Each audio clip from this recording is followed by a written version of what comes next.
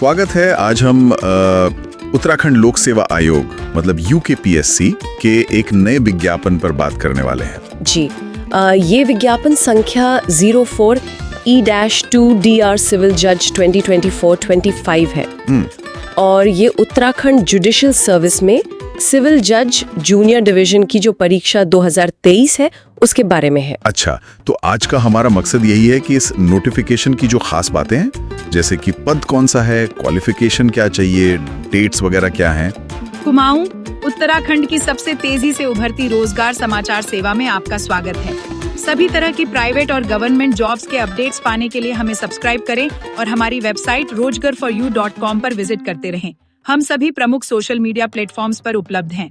और एग्जाम का पूरा प्रोसेस उसको समझे। हाँ बिल्कुल। ये विज्ञापन 16 मई 2025 को ही जारी हुआ है जी, तो एकदम ताजा है। और एक जो सबसे बड़ी बात मुझे लगी, इसमें पद केवल 08 है, मतलब कंपटीशन तो जबरदस्त रहने वाला है। हाँ, ये बात तो है। कुल 08 वैकेंसी है और आवेदन की जो लास्ट डेट है वो 5 जून 2025 है। तो ज्यादा वक्त नहीं है। तो चलिए सबसे पहले इसी पे बात करते हैं। पद सिविल जज जूनियर डिवीजन, सुनने में काफी प्रतिष्ठित पद लगता है ये। बिल्कुल, ये पद गजेटेड है, परमानेंट नेचर का है और ग्रुप बी के अंदर आता है। पे स्केल भी अच्छा है, लेवल 1 का है। 77,840 रुपए से लेकर 1,36,520 तक। ओके। और इसमें अंशदायी पेंशन स्कीम भी लागू है। हाँ, जो 8 पद हैं उनका ब्रेकअप है 6 जनरल, 1 ST और 1 OBC। अच्छा, और महिलाओं के लिए भी कुछ रिजर्वेशन है शायद? जी हाँ, उत्तराखंड की महिला उम्मीदवारों के लिए 2 पद हॉरिजॉन्टली रिजर्व्ड है। मतलब वो इन्हीं 8 पदों के अंदर ही काउंट होंगे। सिर्फ 8 पद? हाँ।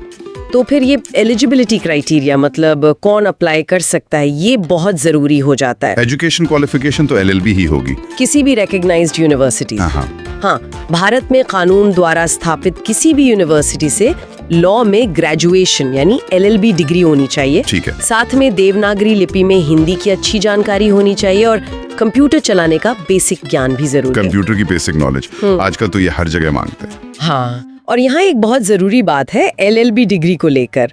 आपकी जो फाइनल मार्कशीट है ना, वो आवेदन की लास्ट डेट यानी 5 जून 2025 तक या उससे पहले जारी हो जानी चाहिए। ओह, ये बहुत जरूरी पॉइंट है।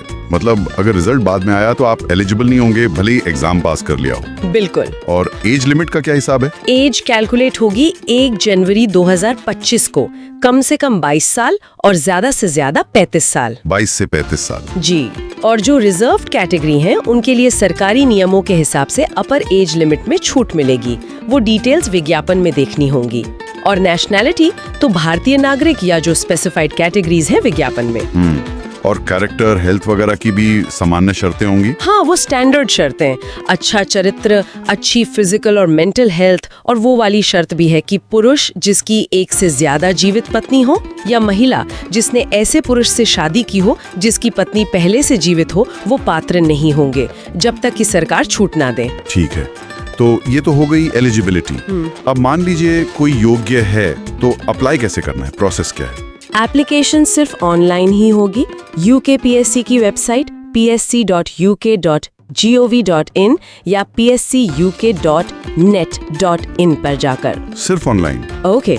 और लास्ट डेट जैसा बताया 5 जून 2025 है, रात 11:59 तक। फीस भरने की लास्ट डेट भी यही है। और फीस कितनी है?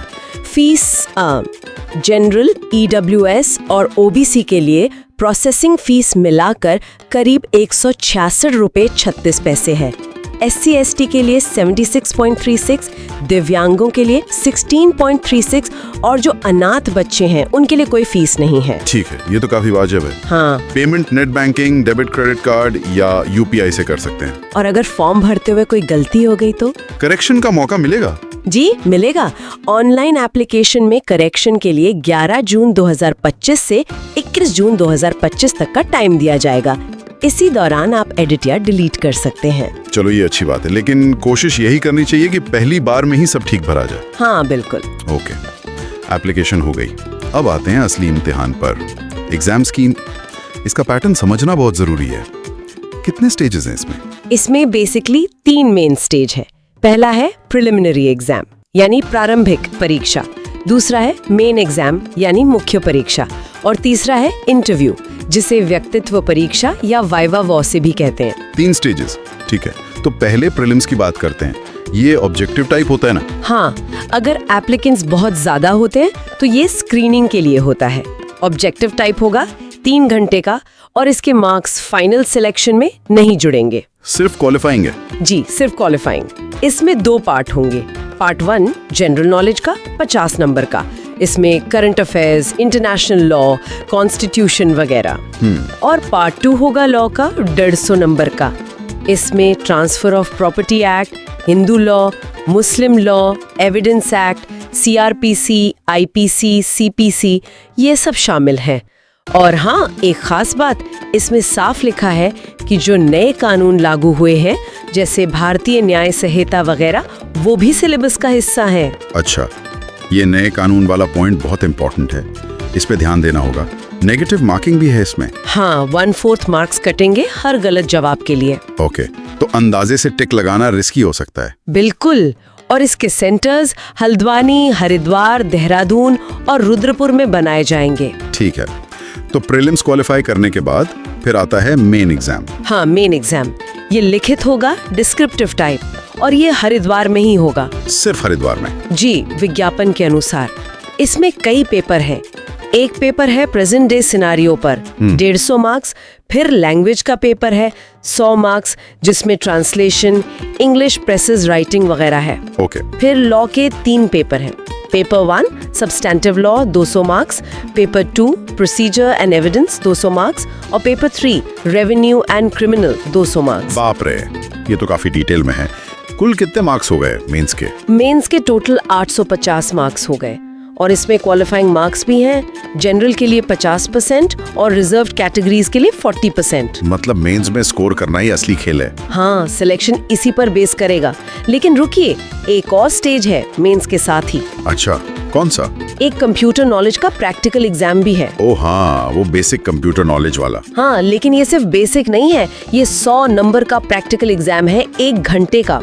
इसमें Windows, internet usage, MS Word, Excel, PowerPoint वगैरह पर टेस्ट होगा। 100 नंबर का प्रैक्टिकल? जी, और ये भी क्वालिफाइंग नेचर का है, लेकिन इसमें कम से कम 40 नंबर लाना कंपलसरी है। कंपलसरी मतलब अगर इसमें 40 से कम आए तो आपकी मेन एग्जाम की कॉपी चेक ही नहीं होगी, आप आगे की प्रोसेस से बाहर हो जाएंगे। अरे बाप रे, ये तो बहुत ही ज्यादा जरूरी है फिर। मतलब इससे हल्के में बिल्कुल नहीं ले सकते, भले ही ये सिर्फ क्वालिफाइंग है। बिल्कुल नहीं, ये पास करना ही पड़ेगा। ठीक है, तो प्रीलिम्स क्वालिफाइंग, फिर मेंस 850 मार्क्स, और ये कंप्यूटर टेस्ट क्वालिफाइंग पर 40 मार्क्स जरूरी। इसके बाद फिर इंटरव्यू। हाँ, जो मेंस और कंप्यूटर टेस्ट पास करेंगे उन्हें इंटरव्यू के लिए बुलाया जाएगा। इंटरव्यू 100 नंबर का होगा। 100 नंबर के इंटरव्यू। तो फाइनल सिलेक्शन कैसे होगा? मेरिट लिस्ट कैसे बनेगी? फाइनल मेरिट लिस्ट बनेगी मेन एग्जाम के मार्क्स जो 850 में से आए और इंटरव्यू के मार्क्स जो 100 में से आए, इन दोनों को जोड़कर टोटल 950 मार्क्स में से। अच्छा, तो प्रीलिम्स और कंप्यूटर टेस्ट के मार्क्स फाइनल मेरिट में नहीं जुड़ेंगे? नहीं, वो सिर्फ पास करने जरूरी हैं। समझ गया, बिल्कुल क्लियर हो गया। अंत में कैंडिडेट्स के लिए कुछ खास इंस्ट्रक्शंस या सावधानियां? हाँ, कुछ जरूरी बातें हैं। सबसे पहले तो विज्ञापन को अप्लाई करने से पहले बहुत ध्यान से पढ़ें, हर डिटेल को समझें। सही बात है। दूसरी बात, ये सुनिश्चित करें कि आपके पास सारी एलिजिबिलिटी, सारे सर्टिफिकेट्स वगैरह आवेदन की लास्ट डेट यानी 5 जून 2025 तक मौजूद हो और वैलिड हो। हाँ, ये डेट बहुत क्रूशियल है। बिल्कुल। अगर कोई आरक्षण का दावा कर रहा है तो उसका सर्टिफिकेट सही फॉर्मेट में और लास्ट डेट तक वैलिड होना चाहिए।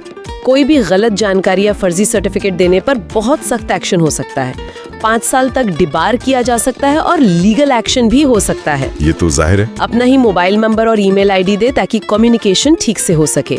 एग्जाम हॉल में मोबाइल या कोई भी इलेक्ट्रॉनिक गैजेट ले जाना बिल्कुल मना है। ओके। और सबसे जरूरी, UKPSC की वेबसाइट psc.uk.gov.in को रेगुलरली चेक करते रहें क्योंकि सारी अपडेट्स वहीं आएंगी। बिल्कुल। तो एक बार फिर से मुख्य तारीखें याद दिला देते हैं। अप्लाई करने की लास्ट डेट है 5 जून 2025 और अगर फॉर्म में कोई गलती हो जाती है तो करेक्शन विंडो खुलेगी 11 जून से 21 जून 2025 तक। जी, और सभी उम्मीदवारों से यही सलाह है कि डिटेल्ड सिलेबस, रिजर्वेशन के फॉर्मेट्स और बाकी सभी जानकारी के लिए ऑफिशियल वेबसाइट और विज्ञापन को ही रेफर करें। निश्चित रूप से उत्तराखंड में जुडिशियल सर्विस में करियर बनाने वालों के लिए ये एक अच्छा मौका है। हालांकि पद कम है। तैयारी में जुटे सभी लोगों को हमारी तरफ से शुभकामनाएं। बिल्कुल, शुभकामनाएं। और जाते जाते एक सवाल सोचने के लिए छोड़ जाते हैं। सिर्फ 8 पदों के साथ तैयारी का वो कौन सा एक एरिया है जिसे कोई भी उम्मीदवार बिल्कुल भी नजरअंदाज करने का रिस्क नहीं ले सकता? इस पर जरूर सोचिएगा। रोजगार फॉर यूकॉम, आपका भरोसेमंद जॉब पोर्टल। नौकरी ढूंढना अब हुआ पहले से भी आसान। अगर आप सरकारी या प्राइवेट नौकरियों की तलाश में हैं, तो रोजगार फॉर यूकॉम पर पाएं सटीक और विश्वसनीय जानकारी। यहां आपको नए job updates, free job alert और सीधा आवेदन करने की सुविधा मिलेगी। सिर्फ जॉब सीकर्स ही नहीं, बल्कि नियोक्ताओं के लिए भी यह एक बेहतरीन प्लेटफॉर्म है। अगर आप अपनी कंपनी या संस्था के लिए सही उम्मीदवार ढूंढ रहे हैं, तो अपनी जॉब वैकेंसी मुफ्त में पोस्ट करें और योग्य उम्मीदवारों तक सीधी पहुंच बनाएं। हमारी तेज और प्रभावी भर्ती प्रक्रिया से आपका कीमती समय बचेगा और आपको सही टैलेंट मिलेगा।